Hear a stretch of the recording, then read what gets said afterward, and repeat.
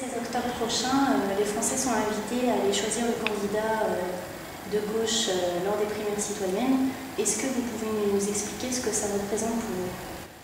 Alors c'est un moment très important parce que c'est la première fois qu'un grand parti de gouvernement organise ce type d'opération qui consiste finalement à se tourner vers les Français pour dire voilà, nous avons un certain nombre de candidats de valeur et sur la base d'un programme qui est connu, il est important que chacun, tous les Français qui le souhaitent, puissent donner leur point de vue et puissent participer au choix de ce candidat.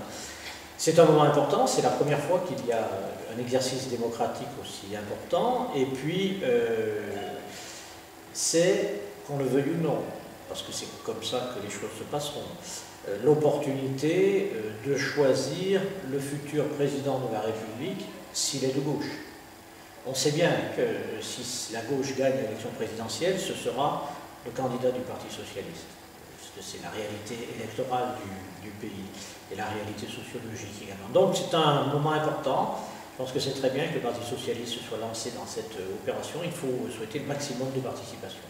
Vous pouvez nous expliquer comment ça va se passer à Saint-Étienne?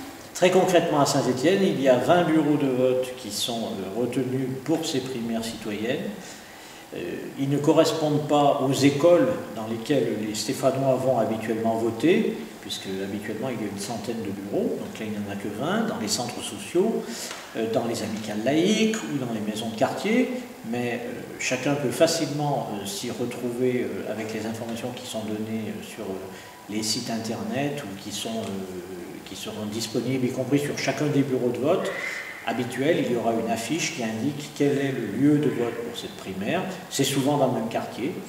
Donc il faut trouver cette amicale laïque ou cette maison de quartier qui correspond au bureau de vote des primaires citoyennes. Et puis il suffit de s'y rendre. Et avec une carte d'identité, avec 1 € pour participer aux frais de l'organisation, on peut voter. Et on peut voter pour le candidat évidemment que l'on souhaite, parmi les 6 candidats. Donc je crois que c'est très simple. Ça permet à beaucoup de monde de participer. Je ne sais pas combien il y aura de Stéphanois qui viendront, mais moi je souhaite qu'il y en ait le maximum, très franchement, qui se reconnaissent bien sûr dans les valeurs de la gauche. Hein, c'est une évidence. Il faut simplement procéder à cette petite gymnastique. D'habitude, par exemple, je vote à Gaspard-Monge, pour prendre un exemple. Là, ça ne sera pas l'école Gaspard-Monge, ce sera l'amicale laïque de la Richlandière, ou 82 rue de la Richlandière, qui rassemblera tous ceux qui votent d'habitude à Gaspard-Monge. Donc ils iront rue de la Richlandière, ils pourront voter de 9h à 19h le 9 octobre. Je rappelle les 3 conditions, c'est être inscrit sur les listes électorales, oui. 1 € de contribution à l'organisation, oui. Et signer la charte des valeurs de gauche. Signer un document symbolique, selon lequel on se reconnaît dans les valeurs de gauche, et venir avec sa carte d'identité. C'est important. D'accord. Vous avez une préférence pour un candidat? Moi, je soutiens depuis plusieurs mois François Hollande.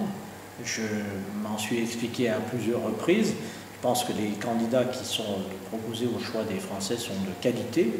Tous sont de qualité. Ma préférence va vers François Hollande parce que je considère qu'il a le plus de chances de gagner cette élection contre Nicolas Sarkozy. Il aura une capacité de rassemblement qui me paraît plus large que celle des autres candidats. Je crois aussi que François Hollande a une capacité d'intervention dans les meetings propre à rassembler et à motiver le maximum d'électeurs, une grande compétence pour débattre et pour contrer notamment Nicolas Sarkozy. Je pense aussi qu'il a su dégager des priorités essentielles pour le futur, à la fois une bonne gestion et l'engagement pour la jeunesse et pour l'emploi, qui sont les 2 engagements majeurs, les 2 enjeux majeurs pour la France dans les 5 ans qui viennent. Merci. Donc vous invitez les Stéphanois à venir voter en masse et participer à ce scrutin les 9 et 16 octobre prochains. Voilà, tout à fait.